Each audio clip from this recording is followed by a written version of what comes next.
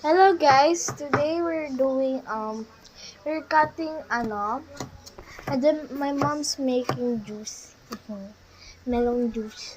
This is Kalabasa. kalabasa, Squash. squash. So we're gonna give it to the chickens. And Is there malunggay in there? yeah, malunggay and Malunggay. Malunggay. Oh, and my mom's cooking French fries over there. Say mom, say hello. Hi guys. We're cutting kalabasa. There's some malunggay in there for This is the food we made. I'll show you guys later the process that we're gonna feed it to the chickens. This is the skin of the melon.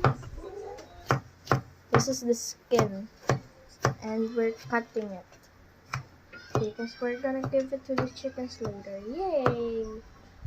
So I'm gonna show you the part later, guys. So yeah, bye bye for now.